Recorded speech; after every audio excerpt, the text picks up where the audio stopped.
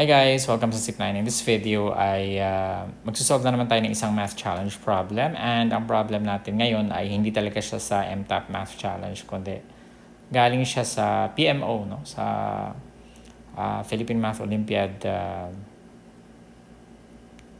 qualifying round, no? And it says if f of x equals 1 plus 1 over x, find f of f of 1. Now, mukha siyang mahirap pero actually napakadali lang yun. This is simple substitution, no?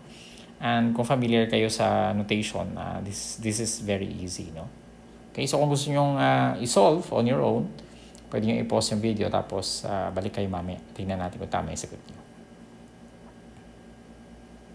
Okay, so tingnan natin kung tama ba yung mga sagot ninyo, no? So una ay pag ganito, nested function notation, unahin mo siyempre yung nasa gitna, no? So ano ba yung f of 1 muna? So f of 1 is just 1 plus 1 over 1. Ang x natin 1, di ba? So this is just 1 plus 1, which is 2.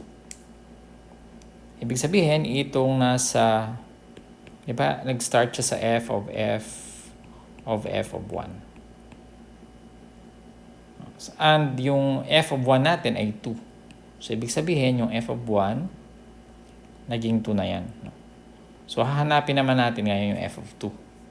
So, f of 2, again, just substitute yung x doon sa, yung 2 doon sa x. We have 1 plus 1 half. Diba kasi ang x natin ay 2. And we know that 1 is just 2 halves. So, plus 1 half. This is 3 halves. Okay? So, ibig sabihin, itong f of 2 na ito ay 3 halves. So, ano ngayon ang f of 3 halves? F of 3 halves is just 1 plus 1 over 3 halves. No? Ang x natin ay 3 halves. Ano ang 1 divided by 3 halves? That's just 1 plus. Ang 1 divided by 3 halves ay, pag nag-divide ka, di ba? Kinukuha mo yung reciprocal ng divisor. Magiging 2/3 siya. Diba? And then, 1 plus 2/3. Ang 1, we can write 1 as 3/3.